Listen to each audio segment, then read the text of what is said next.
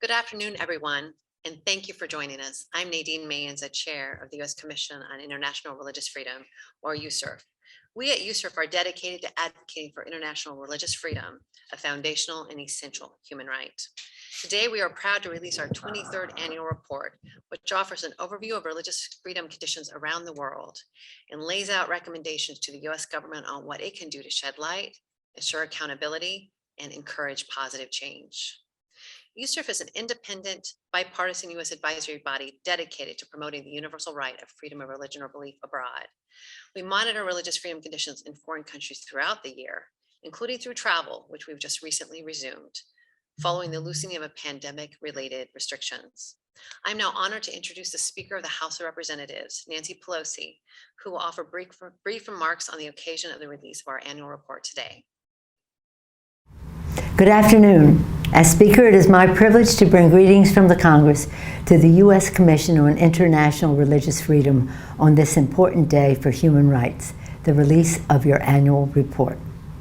Around the globe, worshipers face dangers posed by autocracy, bigotry, and political upheaval. Today, you're once again shining a spotlight on these grave threats to religious liberty. This report is an invaluable resource for the administration, the Congress, and the public as we continue standing up for religious freedoms abroad. Let us salute the leadership of Chair Nadine Mayens and Vice Chair Nori Turkel, whom I was proud to nominate. Thank you to all of the commissioners, including another nominee of mine, Anurima Bhargava, who is nearing the end of her final term. And thank you to the hardworking staff who make possible USCIRF's essential mission. The ability to worship safely and freely is a cornerstone of American democracy, and it is a fundamental human right that transcends borders. When that freedom comes under threat, America has a responsibility to speak out. For more than 2 decades, USCIRF has helped fulfill that sacred obligation, boldly speaking truth to power. 7 of your commissioners have been sanctioned by China's government. Clearly, your advocacy is having an impact and even striking a nerve. The Congress's long-standing support of your work is bipartisan and bicameral. And in President Biden, we are blessed with a leader who is committed to translating your findings into a brighter, more just future. Together, we will preserve the promise of religious freedom for all. Thank you for all that you do to combat oppression, and best wishes for a productive event. Thank you. Thank you, Speaker Pelosi, for those kind words. I'm also honored to introduce Senator Marco Rubio, a senior member of the Senate Committee on Foreign Relations, who will offer some remarks as well. Hello, I'm Senator Marco Rubio, and I'm glad to be able to speak to you all on the release of USCIRF's 2022 annual report. And I'm grateful for the Commission's work to shine a light on international religious persecution. Last year, people around the world continued to be harassed, jailed, tortured, and even killed for who they are or for what they believe in. In the past year, I'm proud to say that we've made progress in calling out the entities responsible for religious persecution, especially the Chinese Communist Party. Both former Secretary of State Mike Pompeo and current Secretary of State Antony Blinken have rightly determined that Beijing's ongoing atrocities against the Uyghur Muslims and other ethnic groups is genocide.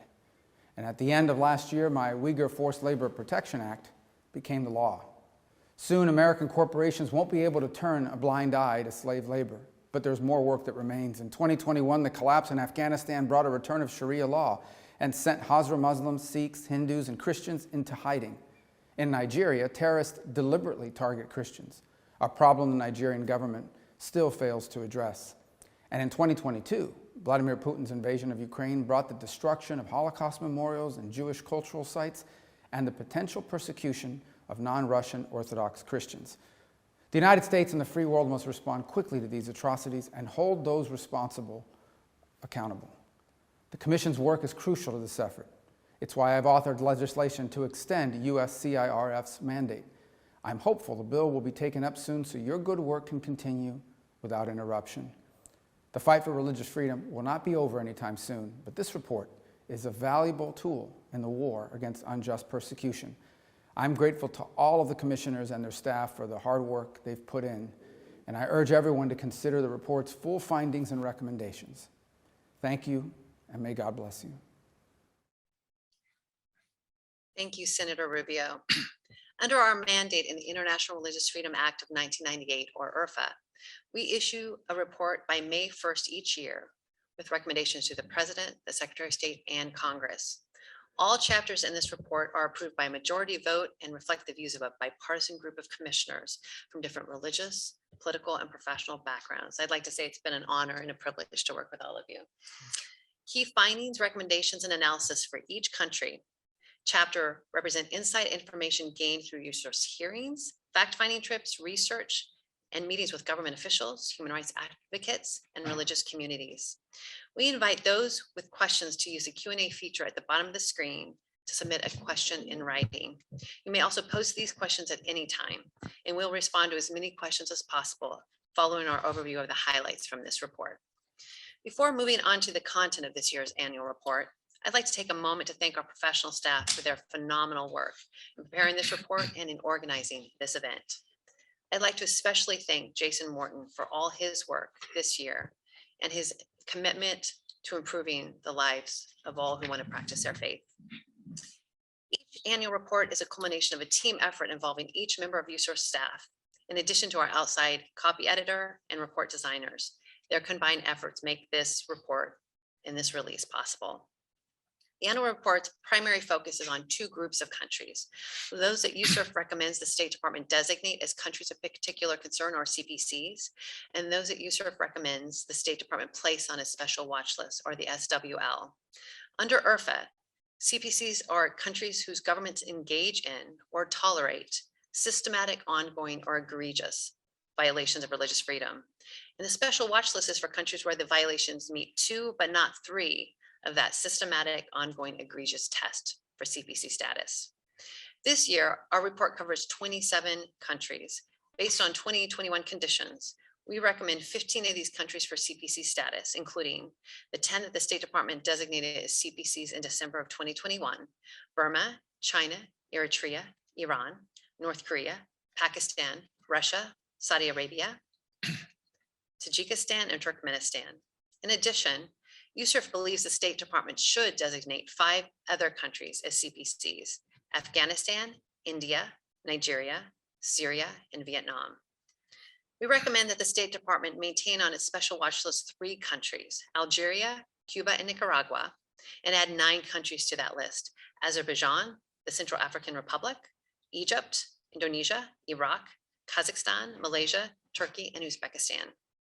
In addition, we also recommend for redesignation as entities of particular concerns, or EPCs, the following 7 non-state actors: Al-Shabaab, Boko Haram, the Houthis, Hayat Tahrir al-Sham, Islamic State in the Greater Sahara, Islamic State in West Africa, province also referred to as ISIS West Africa, and Jamaat Nasr al-Islam wal Muslimin.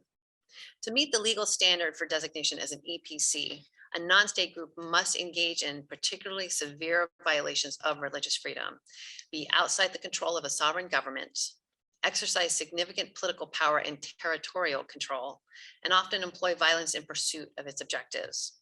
My fellow commissioners and I will discuss USCIRF's key findings and recommendations on some of these other countries in more detail. The cover of our report features images from Afghanistan because religious freedom conditions there went into an immediate and disastrous downward spiral following the full US withdrawal in August 2021 and immediate takeover by the Taliban. While we had long been concerned about conditions in Afghanistan, the Taliban's return to power has had an immediate chilling impact on religious freedom and on the broader human rights environment.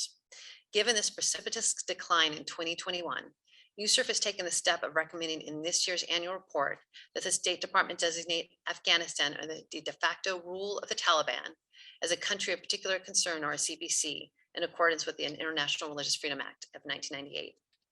USCIRF's last such recommendation was 21 years ago, in 2001, just before the ousting of the previous Taliban regime, which had controlled most of the country since 1996. In addition to Afghanistan, 3 countries in sub-Saharan Africa have given us cause for alarm based on shifting circumstances in 2021. First, we had removed the Central African Republic, or CAR, from last year's annual report following improvements in religious freedom conditions in 2020. However, during 2021, Central African authorities and their partners committed egregious and ongoing violations of religious freedom, including targeted abductions, torture, and killings of Muslims, which led us to reinstate our recommendation that the State Department place CAR on the special watch list. We also continue to draw attention to the dire circumstances in Nigeria. The State Department had rightly designated Nigeria as a CPC in 2020 for the first time, an action USCIRF has recommended every year since 2009. But in 2021, the State Department chose not to redesignate Nigeria as a CPC, and it bypassed downgrading the country to the special watch list, thereby indicating that, in its view, Nigeria is a country with no severe religious freedom violations, as defined by URFA. In fact, central government failure, state-level government repression, and religiously motivated violence by non-state actors have turned parts of Nigeria, which is Africa's most populous country of approximately 211 million people, into a hotbed of persecution, particularly in the north. Earlier this month, for example, a court in Kano State sentenced humanist leader Mubarak Bala to 24 years in prison for peacefully expressing beliefs that the Nigerian government considers blasphemous. USCIRF maintains that Nigeria should again return to CPC status in 2022. In addition, USCIRF is deeply concerned about the potential for backsliding in Sudan, which we previously removed from our annual report due to its dramatic religious freedom improvements since 2019.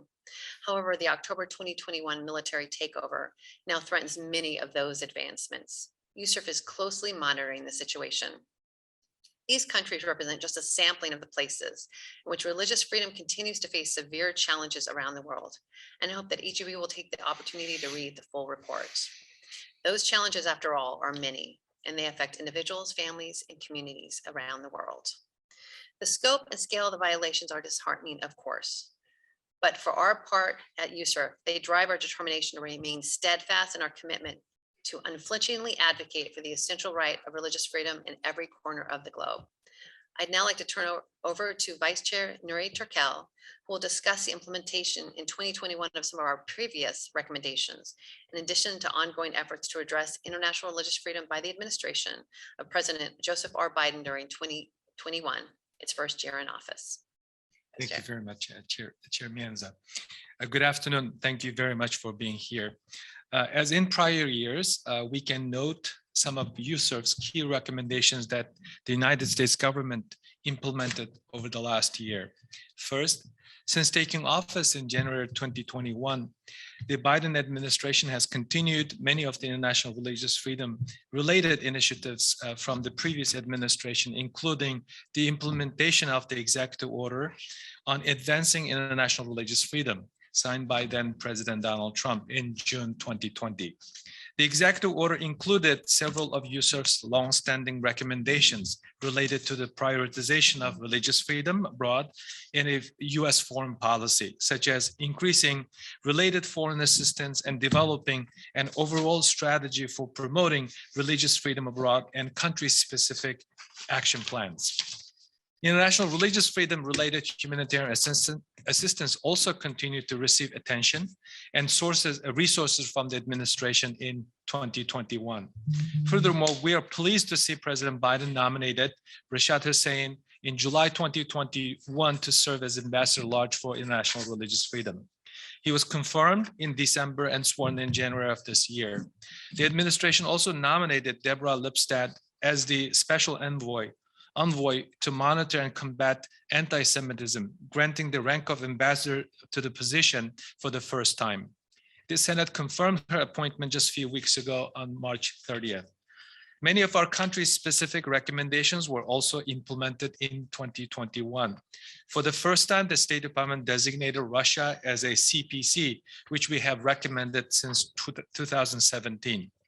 And between January and September 2021, the Treasury Department imposed global Magnitsky sanctions on both state and non-state actors responsible for egregious human rights and religious freedom violations in Iraq, Syria, Cuba, Iran, and China.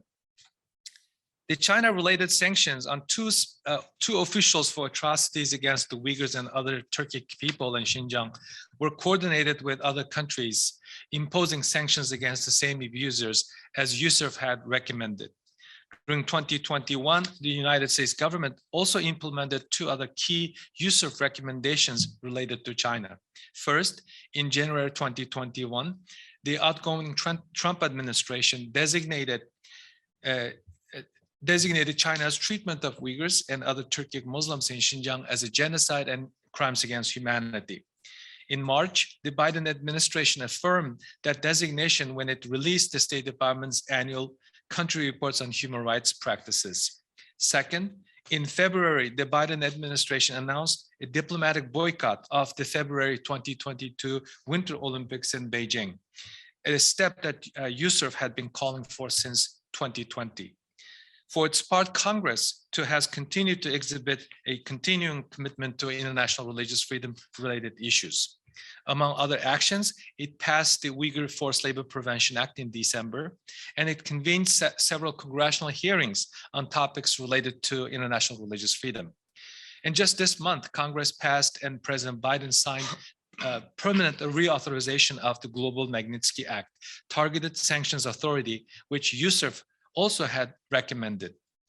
While USCIRF is pleased to see evidence of the ongoing commitment to and fulfillment of IRFA, International Religious Freedom Act, by successive administrations and Congress, it's not enough for us to simply look back. We also continue to refine and update our new and ongoing recommendations to the United States government. Accordingly, among other recommendations, this year's annual report, we recommended that the administration promptly appoint a well-qualified individual as a special advisor for international religious freedom on the National Security Council staff and provide them with the financial resources and staff needed to fulfill their mandate. Furthermore, we recommend that the administration increase the use of human rights related financial and visa authorities to impose asset freezes and or visa ban on individuals, entities for severe religious freedom violations, citing specific abuses, and coordinate with other countries with similar sanctions regimes on such targeted sanctions whenever possible. Among the recommendations that USCIRF makes to Congress this year, we urge it to hold oversight hearing on United States international religious freedom policy. We also continue to recommend that individual members of Congress advocate for international religious freedom by sponsoring religious prisoners of conscience through the Tom Lantos Human Rights Commission's Defending Freedoms Project. Like those in Congress involved in the Defending Freedoms Project, we at USCIRF are committed to highlighting illustrative cases of victims of religious persecution around the globe through our own Freedom of Religion or Belief Victims List, the RPOC project. During the year, commissioners advocated for prisoners and other victims from a range of phases and beliefs in various countries. Some have suffered many years, such as Panchen Lama, who disappeared in China since 1995, and today is his 34th birthday. Two such prisoners, Raif Badawi in Saudi Arabia and Rida Abdul Rahman in Egypt, were released in early 2022, which USCIRF welcomed. Regrettably, longtime RPOC patriarch Ebuni Antonios died in February while under house arrest in Eritrea at the age of 94. Thank you again for being here with us. We'll be happy to answer any questions that you may have. And now I'll turn the virtual floor back to our chair, Mienza. Thanks so much, Vice Chair Turkel. We're now going to spend some time answering some questions, so feel free again to put the question at the bottom of the screen, and we'll get to as many questions as we can. The first question we have submitted is about Russia and Ukraine. Can you talk about how Russia-Ukraine conflict have regional aspects and how it will affect religious freedom in those areas in the future?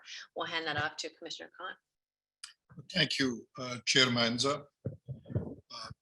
Welcome to our audience and participant. I second your compliments to our professional staff for putting this wonderful report together. I very much encourage our audience to read it. You will find it exceptionally useful for under current world circumstances.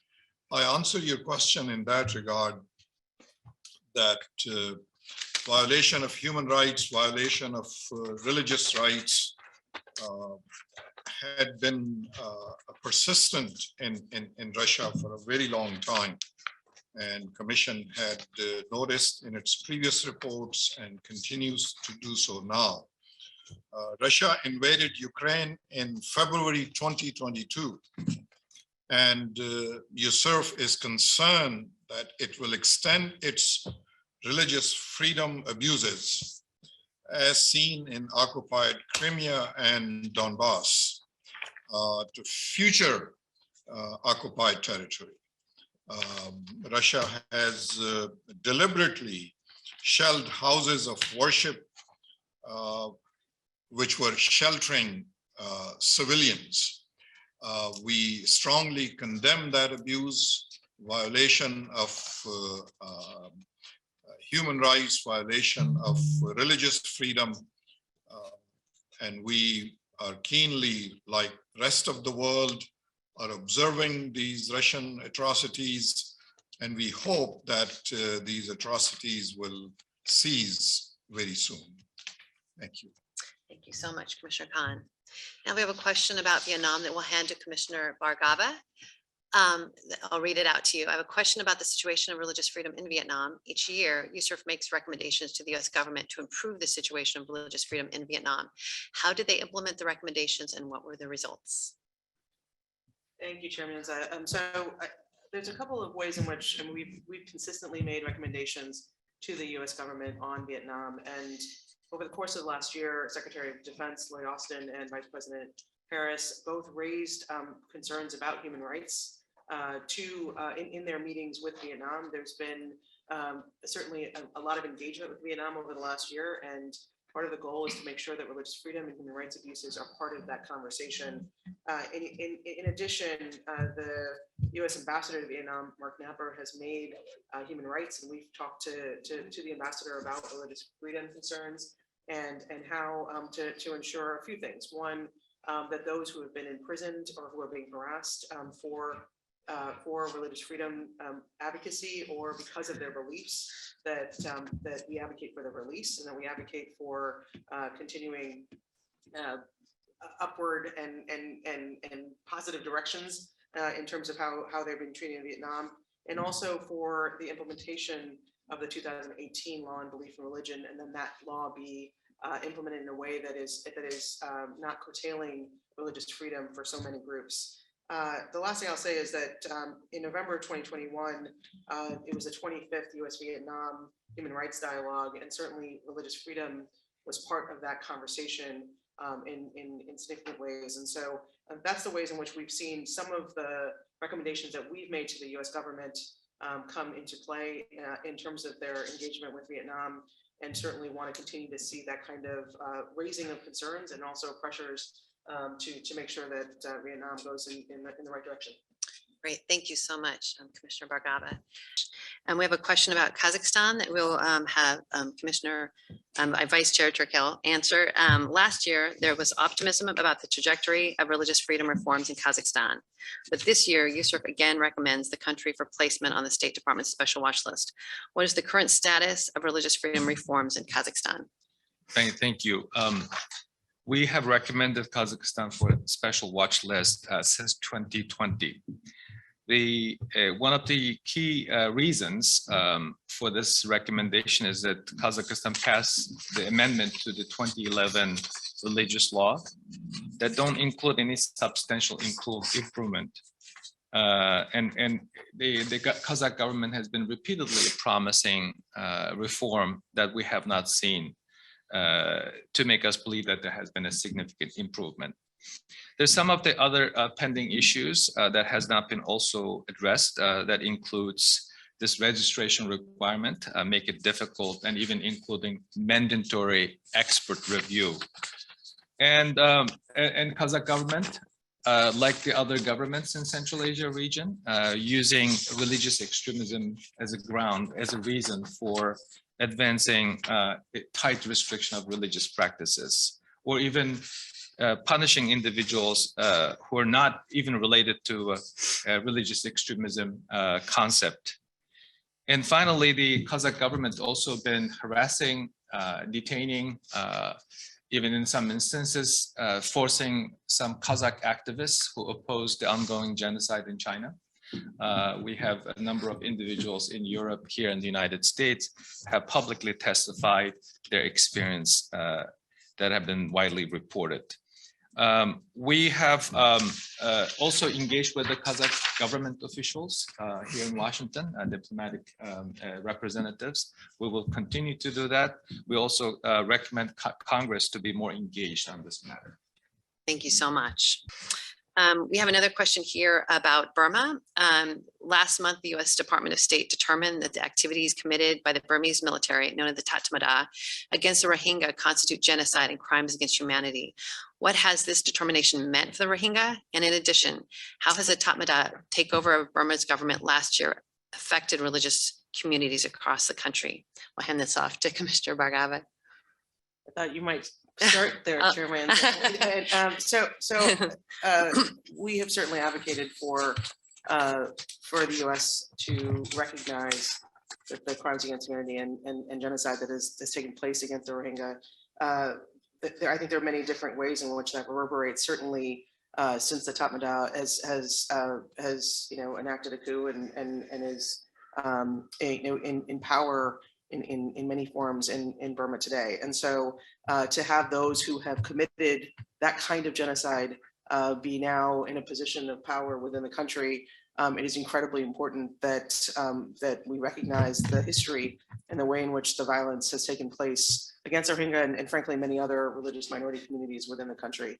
There are also ongoing legal processes in international courts and international institutions around the genocide that has been perpetrated against the Rohingya, and certainly the U.S. designation is helpful in that regard, as well as I think in general at a time where the Rohingya are literally scattered around the world and have been trapped in many ways in the camps in Cox's Bazar and in Bhasan Char, and really not with a way to make their way home safely, which is all many of them have asked for, is to be able to return to their homeland, to be able to have the U.S. recognize the severity of what it is that has taken place, and to the kind of horrors from the killings to the torture and rape of so many has been incredibly important as well. So I think there's we obviously have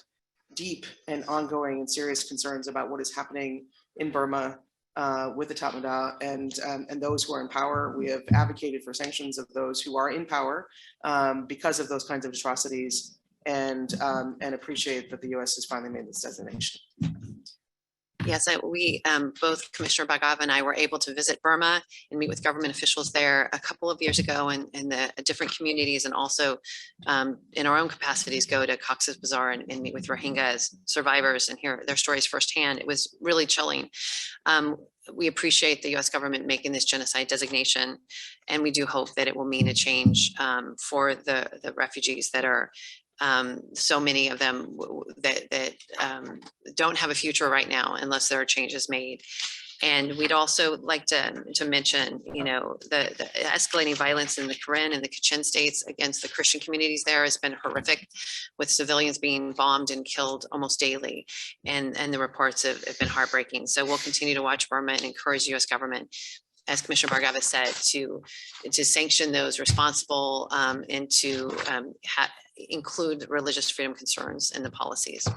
Chairman, can I actually answer Yes. add one thing? Please which is do. When we visited Burma, one of the things I think struck both of us is the refusal of those who are in power and those who are those who are now in many ways enforced throughout Burma to even acknowledge that the Rohingya exist. Yeah. And so part of what was really important about the designation and about our documentation for the last couple of years of what's happening in Burma is to make sure that the millions of Rohingya who not only are internally displaced within Burma and continue to be, but are around the world, that their existence, their humanity, and their dignity are recognized. And so that those are all part of this ongoing effort to try and push back against the erasure of the Rohingya, as a community and as people throughout the world.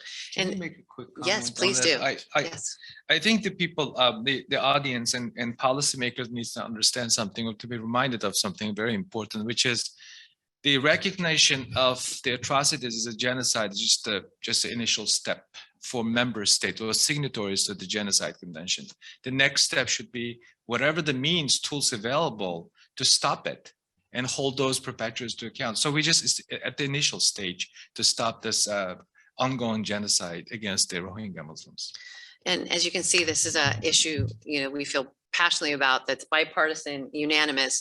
We've done 2 hearings in the last year on genocide, on both the designation as well as accountability. And, as we continue to still talk about the Assyrian, Syriac, Chaldean community in Iraq and Syria that has been decimated by genocide, that hasn't been able to recover, the Yazidis still in IDP camps, genocide happening in China, the Rohingyas in these camps with no way to return, but yet no future in the camps, that these are things that, while they're difficult situations, they're ones that demand our attention.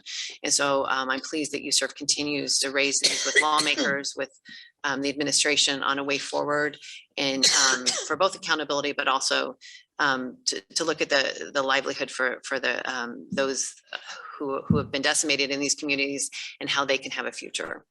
We have a question here about imposing targeted and broad sanctions, including coordinated multilateral sanctions with international partners as appropriate for religious freedom violations in North Korea. How can we effectively utilize sanctions regimes in order to facilitate religious freedom in a hermit kingdom like North Korea? I just want to mention that, we do recommendations for sanctions both individually and more broadly, but usually there is it's not a magic weapon, it's just a piece of the puzzle in a way that the US government could help to incentivize religious freedom. And in our recommendations, we mentioned, the violation of North Korea, and also consider lifting certain sanctions in return for concrete progress. So there's different ways to use sanctions. There's certainly no, these are very difficult situations. And so there's a lot of different ways the US government can still bring religious freedom to the table as they're dialoguing on security issues and on other issues. And that's what we encourage them to do. I'd like to now read another question about Egypt, and we'll go to Commissioner Kleinbaum. What role has Egypt's criminal justice system, including law enforcement, prosecutors, and judges, played in limiting religious freedom in 2021? Well, thank you very much, Chair. And I want to add my gratitude to the fabulous professional staff of USCIRF. What an honor it is to work with all of them.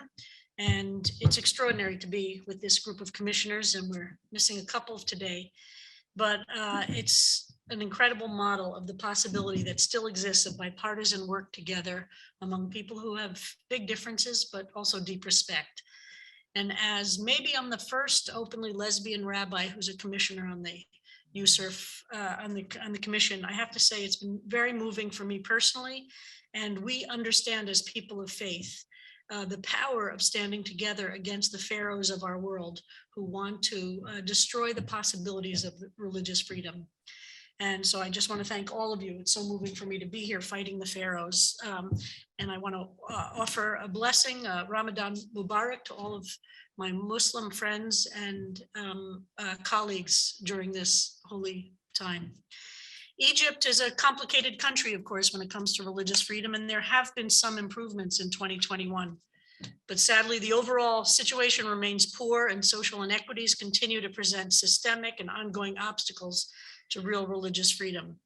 There's the continued enforcement of blasphemy laws, as well as the detention and prosecution of religious minorities and religious freedom activists, among others, under these counterterrorism laws that are used in order to imprison those who are trying to practice their religion. In fact, authorities have issued a smaller number of church licenses, which are necessary for Christians to legalize houses of worship, and promised reforms of national school curricula to remove material damaging to religious minorities.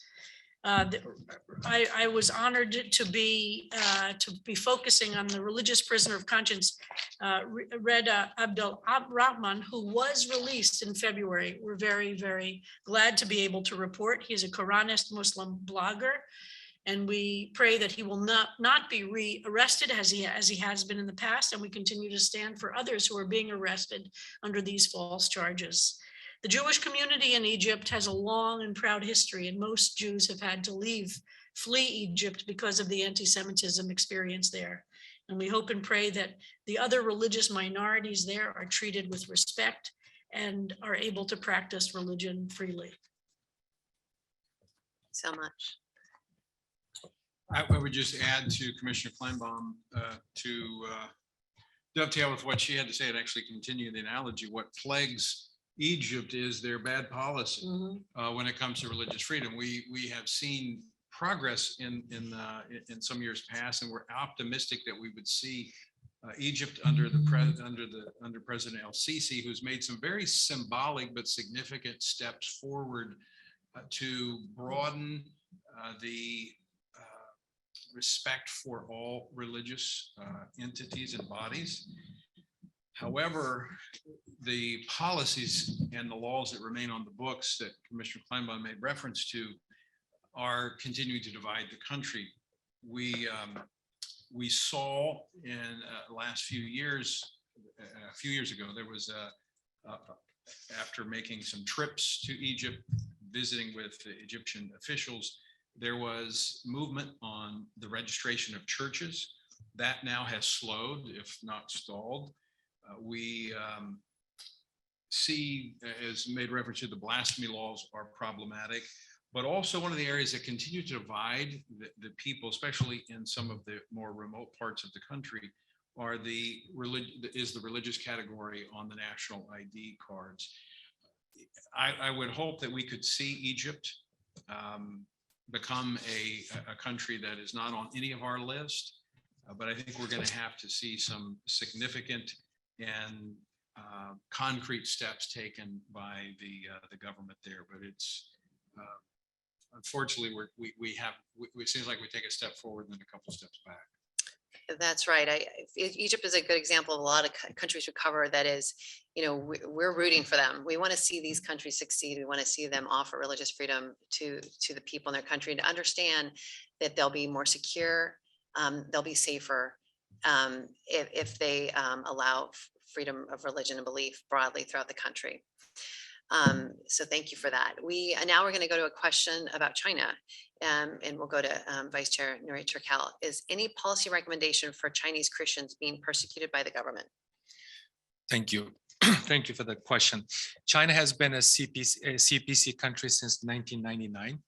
The International Religious Freedom Act was enacted in 1998. So China has been designated rightfully, as long as the statute exists, as long as we have the mandate to protect religious freedom around the world.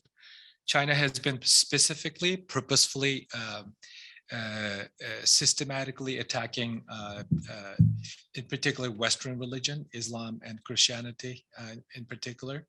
Their system is the communist ideology, the Chinese domestic and foreign policy, by and large shaped by the communist ideology. The Chinese Communist Party perceives Christianity and other Western religion as a threat to the existence of the Communist Party. So this is a much broader issue. It's not just a domestic issue.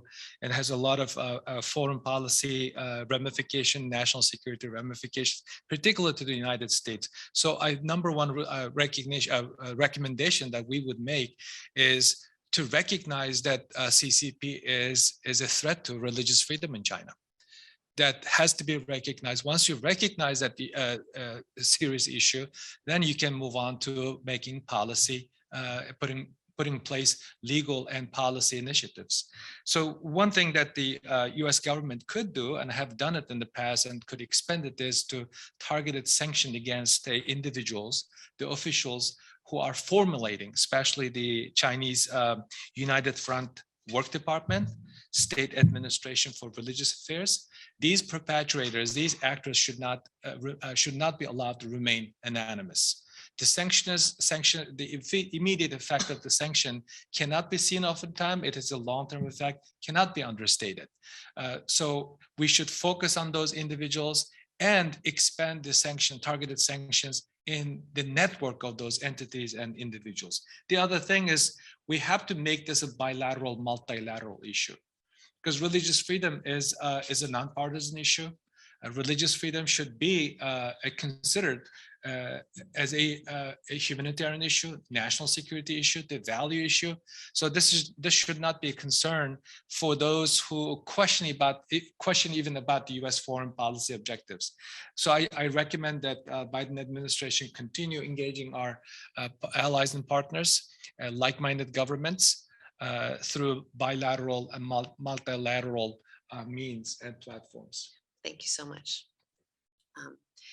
Another question we have is Kurdistan as part of Iraq on your lists. And so Kurdistan, I believe the Kurdistan region of Iraq is part of our Iraq list. So it's not specifically by itself evaluated, but we do cover Kurdistan because we cover the country of Iraq. We do recommend Iraq as a special watch list. I would say that Kurdistan's conditions are positive, a stark contrast to the rest of Iraq. And they accepted over 1 million refugees during the 2014 genocide. And but we've also been quick to point out when we see things that we think they should change. We dialogue directly with them, and we just put out a country report in March that does a deep dive into the conditions in Kurdistan. That you can read more about them. Hopefully that makes that clear. Going to the next question would be about Nigeria. So I'm going to hand this off to you, Commissioner Perkins. With regard to Nigeria's designation and subsequent de-designation, what measures are in place to ensure CPC designated countries are redesignated by the State Department on the basis of tangible and sustainable improvements in religious freedom? So it's a two-parter really about the process, and also we can talk about Nigeria a bit too. Right, the process, I mean, since 2009, the U.S. Commission on International Religious Freedom has recommended CPC status for Nigeria because of the ongoing egregious and systematic religious freedom violations, in part not necessarily committed by the government of Nigeria, but tolerated. And that is our concern. We have engaged the Biden administration on multiple occasions because after the designation in 2020 as an ECP, or rather as a CPC, and then being removed by the Biden administration last year, there was a lot of concerns because, as the chairwoman made notice of, they were removed completely from the list. So there's no indication of or recognition of the religious freedom violations in Nigeria. That's actually the first time that's ever happened, where you've had a country at that level of designation being removed completely, not downgraded. And so we'll continue to engage the State Department, the Biden administration on this, because the attacks on houses of worship continue. We've had at least 13 religious leaders of different denominations and religious backgrounds that have been kidnapped and held for ransom. We continue to see militant Islamist groups continuing to control territory and to terrorize people of faith. And so the administration is going to have to engage the Nigerian government to, number one, protect religious freedom and the various religious groups in Nigeria and show improvement. Now, in full candor, there has been discussion, some within the State Department and even other governments that are focused on Nigeria because of the size and impact of Nigeria in Africa. If this continues to trend negatively, some say it's an issue of scarcity of resources, it's an issue between farmers and herders, but clearly the evidence suggests that religion is playing a key component in the conflict there in Nigeria and must be a part of the discussions. Bottom line, Nigeria must be held accountable. Governments that fail to protect the most fundamental human rights like religious freedom raise questions of their own legitimacy. And so it's to Nigeria's benefit that they work with the criteria that's been laid out and address these ongoing issues of religious freedom in their country. Thank you so much. This question, I'll go ahead and read this about cultural artifacts. So the United States, through the State Department's Administration of Cultural Property Advisory Committee of ECA, currently has established cultural property agreements with Egypt, Turkey, China, and other countries whose governments persecute religious minorities and are continuing to destroy religious monuments and convert them. And it talks about a situation in Pakistan as well like that. So I want to just speak into that and say we do monitor situations having to do with cultural heritage, and we have dialogued directly with the State Department about concerns we've had with governments that we feel are harming religious artifacts. So we'll continue to include that in our reporting and in our public statements. So thank you for that question. The next question is about India. Members of the Hindu community, Dalits, Muslims, and Christians face greater threat under the BJP rule in India. How concerned is USCIRF about the ongoing violations in India? Is the US in any position to make India comply and protect its minorities? We'll hand that off to you, Commissioner Bhargava. Thank you, Chair Manza. So for the third year in a row, the U.S. Commission on International Religious Freedom has recommended to the state that the State Department designate India as a country of particular concern for the systematic, ongoing, and egregious violations of religious freedom that are occurring within the country. And there are many reasons that underlie that recommendation. In particular, we are concerned about the ways in which there has been a move through policy and through rhetoric to a more overtly Hindu state that is othering and pushing out those who are religious minorities who are non-Hindu. And that has taken place in a couple of different ways. One, the repression of critical voices and of religious minorities through the Unlawful Activities Prevention Act and the Sedition Law, the ways in which those who are organizations that are actually supporting religious communities, NGOs are being funds and support to those organizations are being cut off because of the ways in which the Foreign Contributions Regulation Act has been used and wielded by the government. We're also very much concerned about the ways in which the laws on citizenship and there's been continued movement in Assam as one state in which there have been citizenship laws that have been used to try and suggest that certain communities do not belong, and particular Muslim communities, but the ways in which that has continued to grow as a movement around the country, and of course there have been many attacks on religious communities across India of Christians, of Muslims, of Sikhs, of other religious minorities, and those attacks and the ways in which they have been either not addressed or facilitated by a government at different levels are also of significant concern to us at USCIRF. Lastly, wanted to raise the ways in which we're seeing increasing numbers of laws, anti-conversion laws, that in their implementation are really putting those who seek to do everyday, move forward in everyday ways, get married, be able to partner with one another, be able to live in neighborhoods with one another, the ways in which those are putting communities and people at risk who are religious minorities. And so by allowing for mob violence to occur, by suggesting that those who might convert to a different religion are in and of themselves, breaking the law or not something that should be supported. So in all of those ways, we are deeply concerned about what has been taking place in India. And again, for that reason, have once again made the recommendation to the State Department that India be designated a country of particular concern. Thank you so much. We have a question here about on China that we'll hand off to Vice Chair Turkel. Can you address the persecution facing the religious group Falun Gong, which is not at all Western, but an indigenous group? Thank you for your work. Thank you. That's an important question. Falun Gong practitioners are one of the most vulnerable religious group in China. USCIRF have been monitoring, reporting the Chinese persecution of the Falun Gong practitioners for years. We continue to do that. We also have been engaging with the Falun Gong practitioners from the civil society. We also been following up on the organ harvesting issue that is also related to this vulnerable group. We also made a similar type of recommendation to the US government, and US government has implemented some of it. As you may recall, not too long ago, Secretary Blinken imposed visa restriction on Chinese officials who are responsible for the ongoing human rights abuses and religious persecution in China. We will continue to do that. We closely monitor the issues involving Falun Gong practitioners. I personally worry that some of the policies being implemented on the other religious groups in China may be the new reality for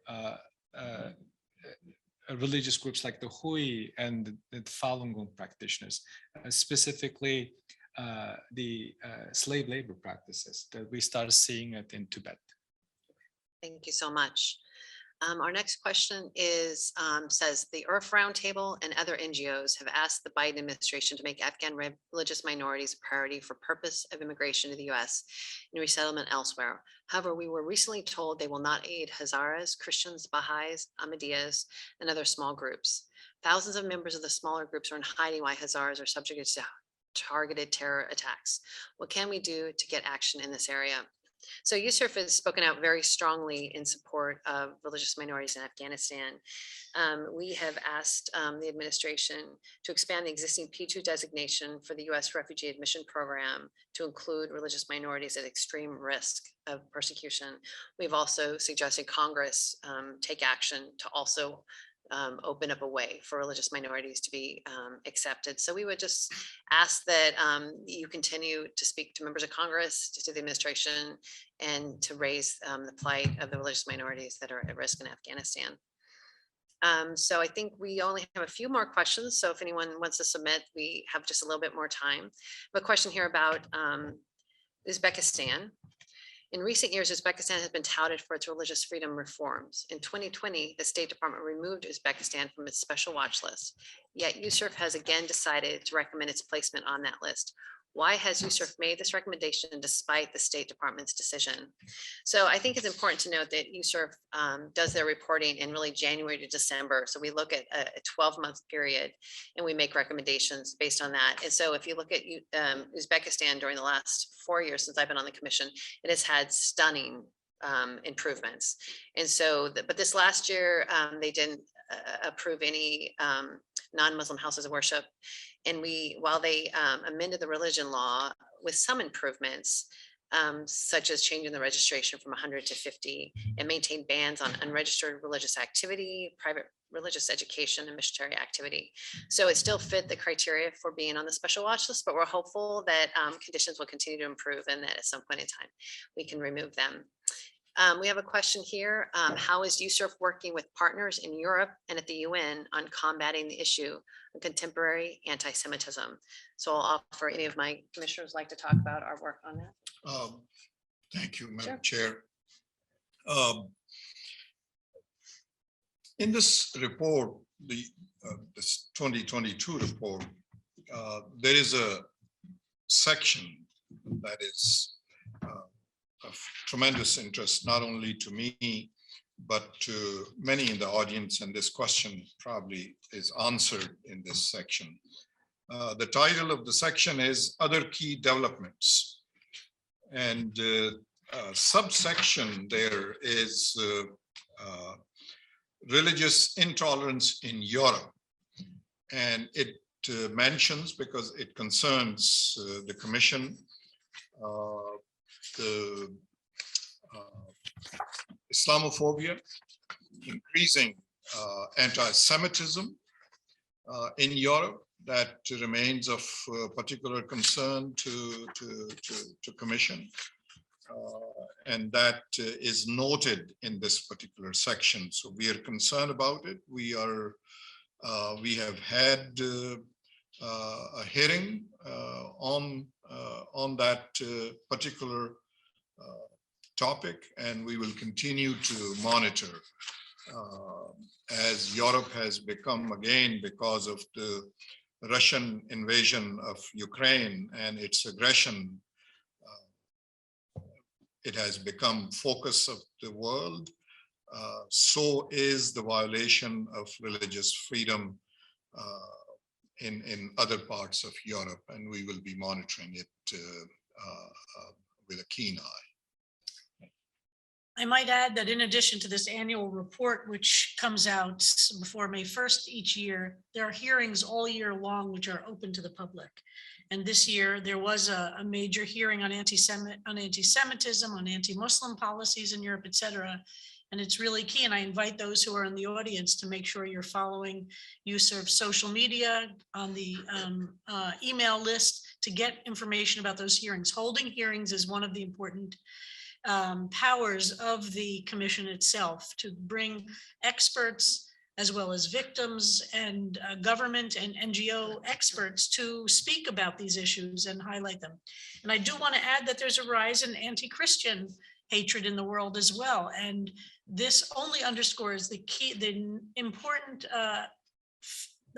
function of this commission to stand united against religious intolerance and hatred throughout the world. We are an international commission, so our focus is outside of the United States. But these issues that this question raises is of key importance to our commission. Thank you so much. And I just want to remind you, as they mentioned, the key developments is actually in the very back of our book. Yes. Has some really wonderful information. Page 67. 67, thank you. Things like blasphemy law, hate speech, anti-Semitism, transnational repression, and is an important read. So I'd highly recommend that. Everyone good with that one? Okay, make sure. Did you want to speak into that? Well, I would Yes, just go right add ahead. one, the reason that the commission has focused on this, had hearings on it, and has actually put a separate section or a subsection in our report on anti-Semitism is that it is a harbinger. It is the canary in the coal mine when it comes to religious intolerance around the world. In any jurisdiction that allows the growth of anti-Semitism, you can expect things only to get worse. So that is one of the reasons we have given focus to that. Thank you. Another question here. Turkey has recently resumed attacks in northeast Syria and northern Iraq, where Christians, Kurds, and Yazidis have historical homelands and have experienced religious freedom. What can be done to restrain Turkey, which promises in an agreement with the US to stay within the boundaries of land it seized in 2016 and 2019? So we've certainly seen Turkey targeting Assyrian areas, Yazidi areas with strikes, and USCIRF has spoken out against those on several occasions. I know pretty much every day in northeast Syria, it seems that Turkey is now shelling these Assyrian areas, and even recently killed several Syrians, including some of the guards that were there. So USCIRF has made some recommendations, in particular for Syria, to support the autonomous administration of North and East Syria, because they do provide these remarkable religious freedom conditions, very striking compared to the rest of the region. And it's clear that Turkey has invaded now 3 times, and each time they've taken land, the conditions in the area they've occupied are closer to the ISIS caliphate than they are to conditions under the autonomous administration. So what we're seeing is crimes like kidnapping, rapes, forced conversion, and destruction of religious sites. And so we do hope the US government takes our recommendation to pressure Turkey to withdraw from those areas, and also takes our recommendations to give recognition to the autonomous administration, to lift sanctions from the area that they govern, and to include them in a political solution for Syria, which we haven't seen. So we do hope, and we have been talking to them, we do hope that Congress and people watching this broadcast will continue to watch the situation and speak to members of Congress as well as the administration.